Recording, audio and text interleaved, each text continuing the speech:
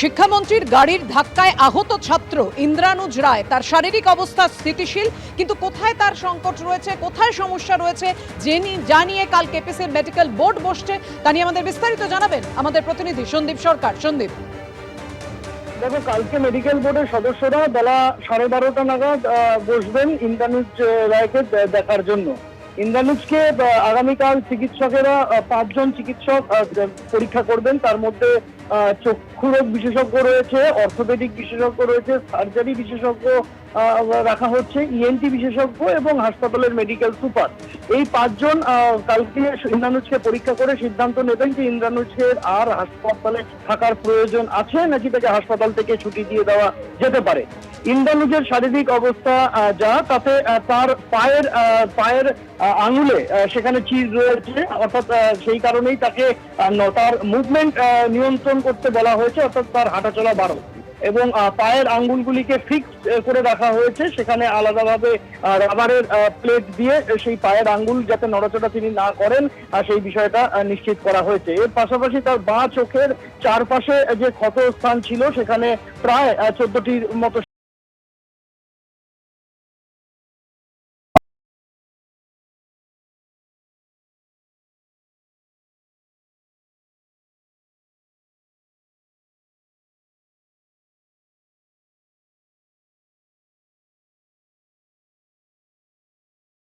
তরফে যদি সবকিছু ঠিকঠাক থাকে তাহলে আগামী পরশুদিন অর্থাৎ শনিবার ইন্দ্রানুজকে হাসপাতাল থেকে ছাড়া হতে পারে, সম্ভাবনা রয়েছে। তবে সবটাই নির্ভর করছে তার শারীরিক অবস্থা, কাল ডাক্তাররা কি দেখেন তার উপর। ধন্যবাদ তোমার। হাসপাতালে ভর্তি যাদবপুরের অন্তর্বর্তীকালীন উপাচার্য ভাস্কর গুপ্ত।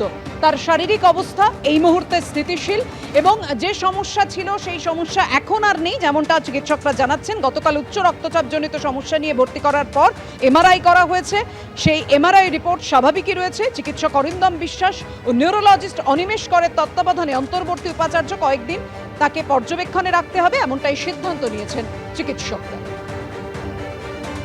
এখনো বিপি একটু হাইয়ের দিকে, গিডিনেস আছে, মানে বর্ষা থেকে উঠতে গেলে মাথা ঘুরে যাচ্ছে, হ্যাঁ, একটু হেঁটে টয়লেট যেতে গেলে মাথা ঘুরে যাচ্ছে, ঠিক আছে। আর একদিনের ভেতরে তো হবে না, ওরা বোধহয় একটা করোনারি অ্যানজিও করার প্ল্যানও করছে। কালকে তো এমআরআই করেছে, দেখা যাক। এখন একটু তো মানে আমাদেরকে একটু তো ধৈর্য ধরে দেখতে হবে ওর কি অবস্থা। আমরা যেটা কি আমাদের মেডিকেল এতে স্থিতিশীল বলি, সেটা এখনো বলতে পারবো না।